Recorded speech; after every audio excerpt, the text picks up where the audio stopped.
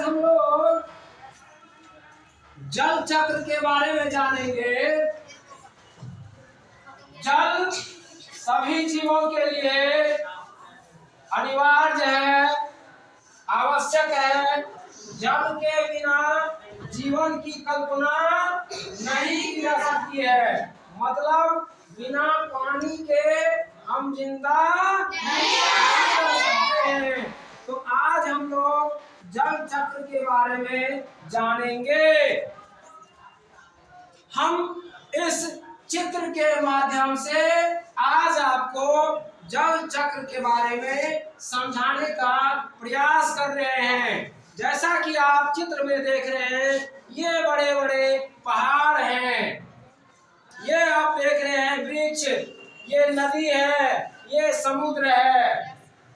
आप जानते हैं कि जब पानी गर्म होता है तो पानी गर्म होकर के वाष्प बनता है, वाष्प बन करके ऊपर चला जाता है और यही संगठित होकर के बादल का रूप लेता है। ठीक है।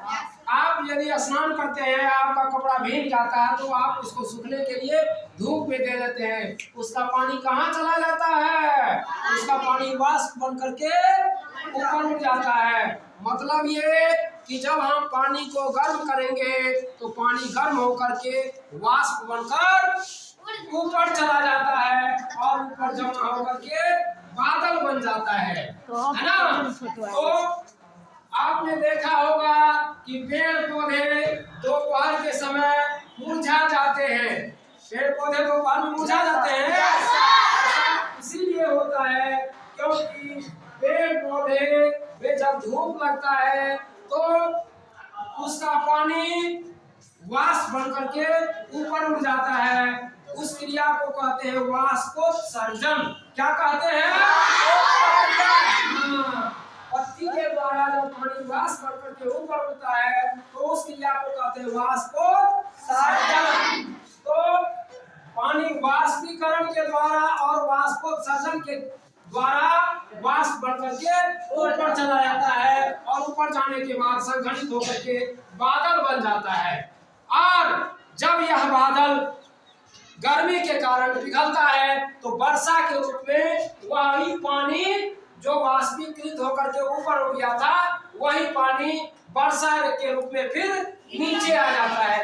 तो मतलब आपने देखा कि एक बार पानी गर्म होकर के भाप बनता है और ऊपर उड़ जाता है, बादल बनता है, फिर वही बादल गर्म होता है और वर्षा के रूप में नीचे आता है। तो आप इस तरह से देखते हैं कि एक बार पानी गर्म होकर के ऊपर चला जाता है और फिर वही पानी वर्षा के रूप में नीचे आता है। तो इस तरह से यह क्रिया जो हमेशा चलते रहता है, मतलब पानी का गर्म होना, गर्म होकर के वाष्प में बदलना, वाष्प का बादल में बदलना, बादल का गर्म होकर के फिर वर्षा के रूप में जमीन पर आना, ये जो चक्र चलते रहता है, इसी को हम क्या कहते हैं? इसी को क्या कहते हैं?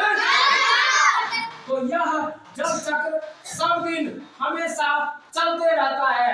ठीक है। तो हम कह सकते हैं कि जल एक नवीकरणीय संसाधन है। मतलब एक ऐसा संसाधन है जो कभी खत्म होने वाला नहीं है, क्योंकि इसका लगातार निर्माण होता है। कैसे होता है? जल चक्र के माध्यम से हमेशा इसका निर्माण होते रहता है। तो आज हमने जल चक्र के बारे में समझ लिया। क्या सभी को समझ में आ गया? अभी आज हम पूछे या कोई कभी भी पूछे कि बताओ ये जल चक्र क्या होता है, तो हम सभी कोई बता सकते हैं। बहुत बहुत धन्यवाद।